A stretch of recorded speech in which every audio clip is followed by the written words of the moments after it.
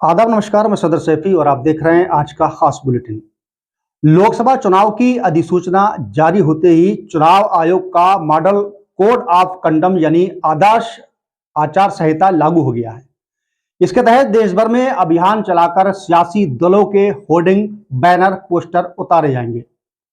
बताते चले यही नहीं कि सरकारी योजनाओं के होर्डिंग भी उतारे दिए जाएं, लेकिन आचार संहिता उल्लंघन की जानकारी सीधे चुनाव आयोग को ही दी जा सकती है। चुनाव आयोग तेज रफ्तार से इस पर कार्रवाई करेगा। बता दें कि जहां एक तरफ आचार संहिता को लेकर लोगों में जानकारी की कमी का फायदा उठाकर सरकारी अधिकारी काम करने से इनकार कर देते हैं, वहीं लोगों को भी ये गलत धारणा है कि आचार संहिता सिर्फ राजनीतिक दलों और नेताओं पर लागू होती है। अगर आप भी किसी ऐसी सोच में हैं तो सावधान रहिए और पूरी जानकारी हम आपको देते हैं। राजनीतिक दल या नेता ही नहीं, अगर आम आदमी भी आचार संहिता का उल्लंघन करता है तो उसे भी जेल की हवा खानी पड़ सकती है। हालांकि आपका यह जानना बेहद जरूरी है कि इस दौरान किसी सरकारी कामकाज बंद नहीं है, लिहाजा अगर कोई सरकारी अधिकारी आपके काम को करने से इनकार कर देता है तो आपको पता होना चाहिए कि नियम क्या कहते हैं। बता दें कि आपकी जिंदगी से जुड़े जरूरी काम आचार संहिता लागू होने के बाद भी किसी भी सूरत में बंद नहीं होंगे।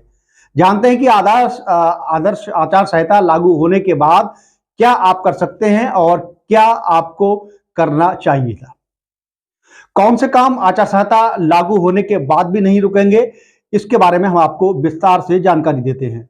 आचार संहिता लागू होने के बाद भी अपनी पेंशन बनवाने के लिए सरकारी कार्यालय जा सकते हैं। कोई भी अधिकारी इसके लिए मना नहीं कर सकता।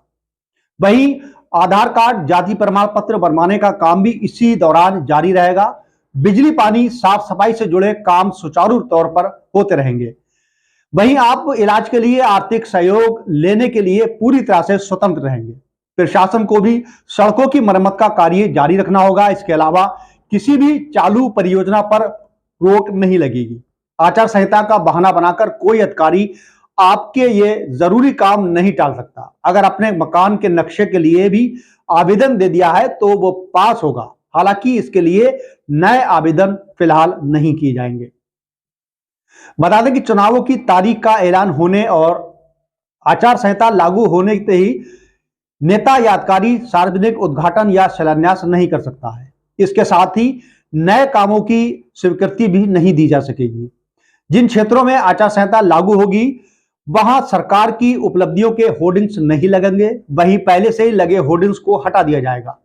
संबंधित निर्वाचन क्षेत्र में शासकीय दौरे नहीं होंगे, वहीं सरकारी वाहनों के सायरन भी नहीं बजाए जाएंगे। सरकारी भवनों में प्रधानमंत्री, मुख्यमंत्री, मंत्री और राजनीतिक हस्तियों के फोटो लगाने पर रोक रहेगी। कोई भी व्यक्ति या नेता सरकार की उपलब्धियों के बारे में विज्ञापन प्रिंट, इलेक्ट्रॉनिक मीडिया और दूसरे मीडिया में नहीं दे सकेगा। इस दौरान आम लोग भी सोशल मीडिया पर पोस्ट करते समय सावधानी बरतें। आपकी एक पोस्ट आपको जेल भेजने के लिए काफी है। कोई भी मैसेज शेयर करने या लिखने से पहले आचार संहिता के नियम को जरूर पढ़ लें। बता दें कि किन मामलों में आम आदमी को भी हो सकती है जेल। अगर कोई आम आदमी इन सब तमाम नियमों का उल्लंघन करता पाया जाता है तो उस पर भी आदर्श आचार संहिता के तहत सख्त कार्रवाई की जा सकती है। सीधे शब्दों में कहें तो अगर आप अपने नेता के प्रचार अभियान से जुड़े हैं तो आपको उन नियमों को लेकर जागरूक रहना होगा। अगर कोई राजनेता आपको इन नियमों के खिलाफ काम करने को कहता है तो आप उसे आचार संहिता के बारे में बताकर ऐसा करने से इनकार कर सकते हैं। अगर आपने आचार संहिता का उल्लंघन करने वाला कोई भी काम किया तो आपके खिलाफ तत्काल कार्रवाई की जा सकती है। ज्यादातर मामलों में आपको हिरासत में भी लिया जा सकता है। वहीं उम्मीदवार पार्टियों के लिए नियम है कि कब और किस सिचुएशन में वो प्रचार प्रसार कर सकते हैं। लोकसभा चुनाव 2024 के चुनाव आचार संहिता लागू होने के बाद सरकार मतदाताओं को लुभाने वाली भी कोई भी घोषणा कर सकती है।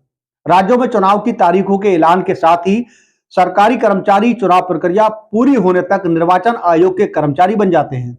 बता दें कि आचार संहिता चुनाव आयोग के बनाए नियम हैं जिनका पालन पार्टी और हर प्रत्याशी को करना जरूर होता है और इनका उल्लंघन करने पर सख्त कार्रवाई ही भी फिलहाल की जा सकती है। प्रत्याशी के चुनाव लड़ने पर रोक लगाई जा सकती है। वहीं एफआईआर दर्ज कराने के बाद उम्मीदवार को जेल भी भेजा जा सकता है। इसलिए आचार संहिता चालू है और जो आचार संहिता के जो नियम है उसको हमेशा फॉलो करें। कोई भी ऐसी अनहोनी घटना ना घटे जिससे आपको जेल हो सकती है।